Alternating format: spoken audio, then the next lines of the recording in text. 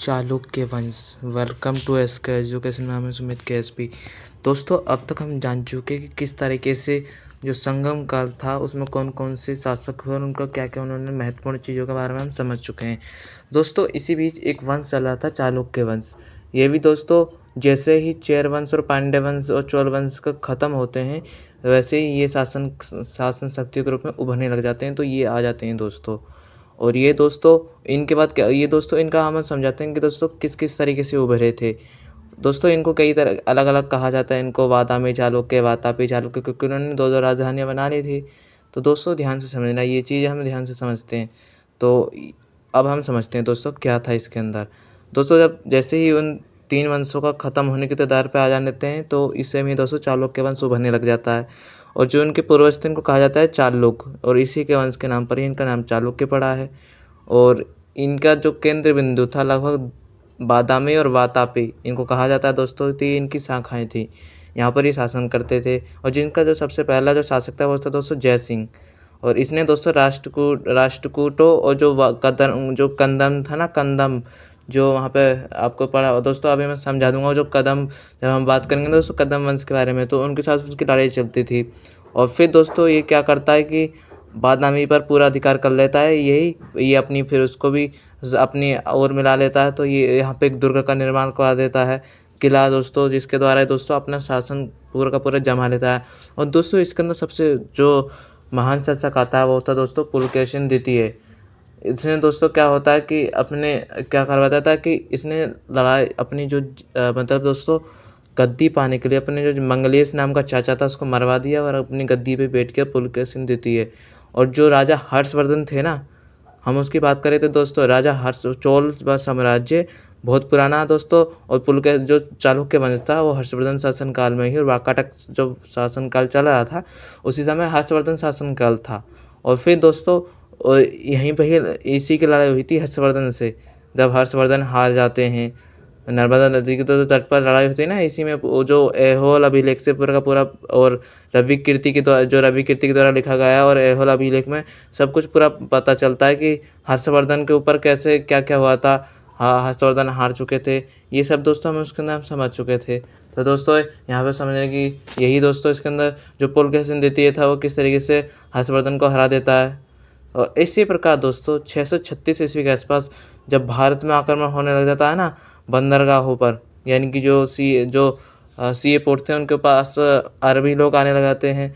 तो इसने दोस्तों अरबों को भी पराजित कर दिया था। और फिर दोस्तों फारस के शासक खुसरो द्वितीय ने इसके एक इसी के दरबार में आया था एक दूत मंडल।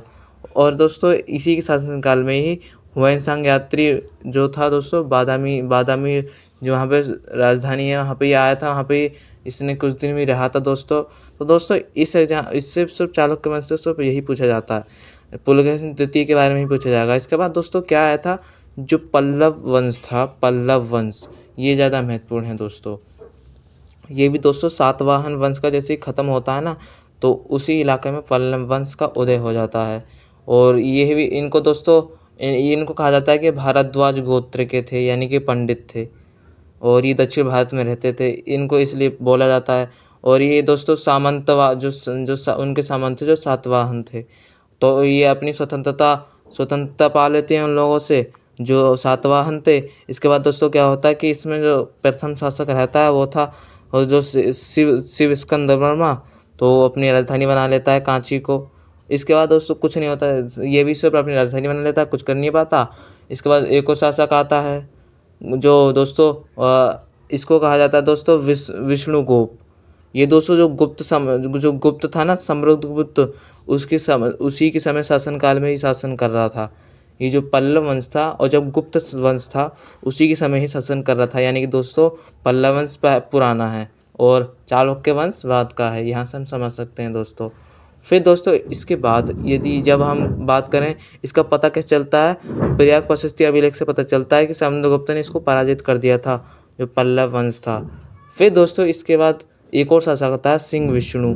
इसने भी दोस्तों पल्लव वंश की महानता को बढ़ाया और उपाधि धारण करता है अवनंद सिंह। और इसके दरबार में ही दोस्तों महान कवि भारवी रहा करते थे। यही दोस्तों इससे पूछा जाता है, इससे ज़्यादा और कुछ पूछा नहीं जाता। और इसमें एक शासक आया था महेंद्र वर्मन प्रथम।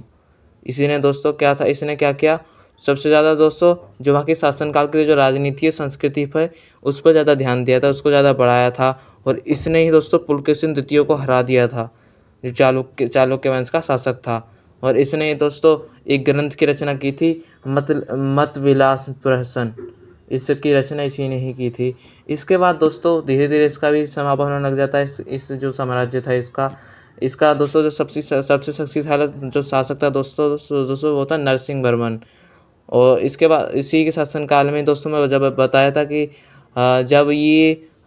जब मैं बता रहा था ना दोस्तों कि जो एक शासन करा था चालुक्य शासनकाल में ही, तो उसमें भी हुएनसांग आया था। और इसी में भी दोस्तों इसी के शासनकाल में भी हुएनसांग कांची के अंदर आया था। और दोस्तों इससे ज़्यादा पूछा नहीं जाता। फिर धीरे धीरे इसका अंत होने लगा था और इस पर कोई शासन ज़्यादा देर कर नहीं पाता और ये भी धीरे धीरे ख़त्म होने लगे थे दोस्तों हमें ये बात जो ख़त्म हुए थे दोस्तों, इनकी बात हम फिर किसी वीडियो में करेंगे, किस तरीके से हुए थे, क्या क्या हुए थे। दोस्तों आज के लिए इतना ही दोस्तों, मिलेंगे दोस्तों नेक्स्ट वीडियो में। आज के लिए धन्यवाद। जय हिंद, जय भारत।